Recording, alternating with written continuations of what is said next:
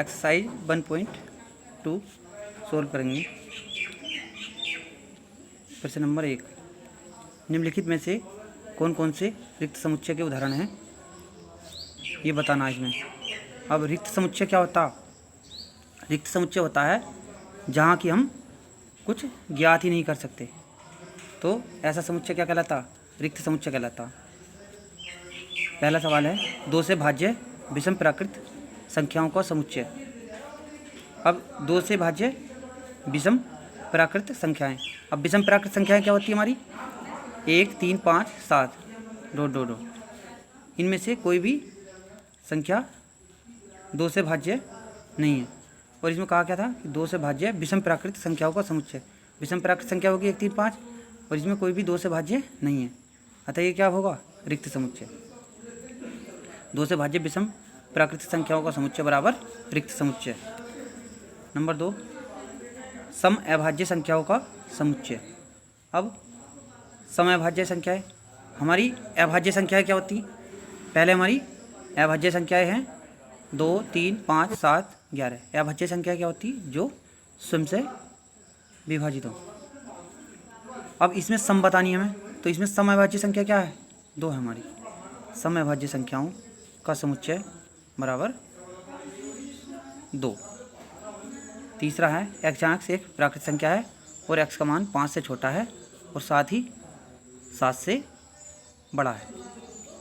तो ऐसी कोई भी संख्या नहीं है जो 5 से छोटी हो और 7 से बड़ी हो, तो ये हमारा क्या हुआ? ये हमारा रिक्त समुच्चय हुआ। x बराबर एक प्राकृत संख्या है और x का मान छोटा है 5 से और x का मान बड़ा किससे? 7 से। लेकिन 5 से छोटी और 7 से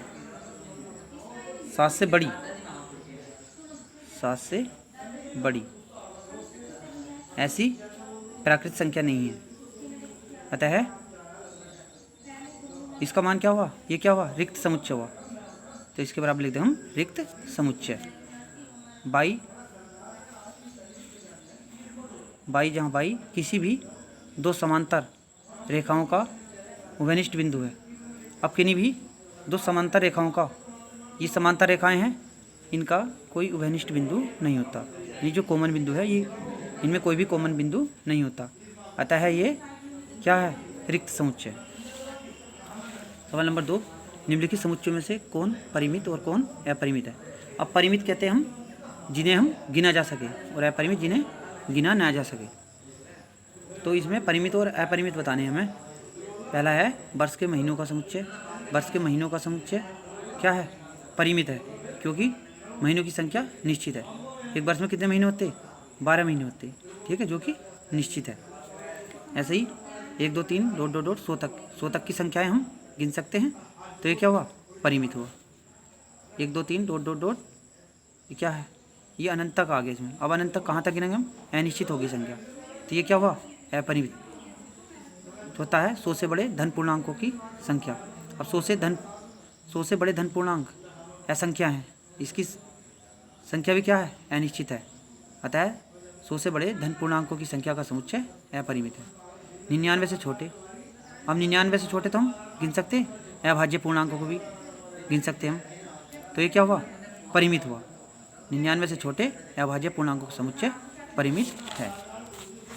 तीसरा हमारा, निम्नलिखित समुच्चयों में से प्रत्येक के लिए बताइए कि कौन कौन परिमित है और कौन कौन अपरिमित। पहला है x अक्ष के समांतर रेखाओं का समुच्चय। अब x अक्ष के, अब ये x अक्ष है, इसके समांतर हम परिमित रेखाएं कितनी भी खींच सकते हैं, असंख्य हो सकती, तो अतः ये क्या हुआ? अपरिमित। तो x अक्ष के समांतर रेखाओं का समुच्चय क्या है? अपरिमित है। अंग्रेजी वर्णमाला के अक्षरों का समुच्चय। तो अंग्रेजी वर्णमाला में अक्षरों की संख्या कितनी होती है? 26, जो कि निश्चित है, तो ये क्या हुआ? परिमित। उन संख्याओं का समुच्चय जो 5 के गुणज है, 5 के गुणज का समुच्चय क्या है? अपरिमित है, क्योंकि ये भी असंख्य होते हैं। पृथ्वी पर रहने वाले जानवरों का समुच्चय। पृथ्वी पर रहने वाले जानवर की संख्या क्या है? नियत नहीं है, अतः यह क्या है? अपरिमित समुच्चय, यानी कि इन्हें भी हम गिन नहीं सकते। मूल बिंदु 0,0 से होकर जाने वाले वृत्तों का समुच्चय। मूल बिंदु 0,0 से होकर जाने वाले असंख्य वृत्त। ये मूल बिंदु है 0,0, इससे हम अनेक वृत्त खींच सकते हैं, इससे होकर जाने वाले। ये तो ये क्या है? अपरिमित है।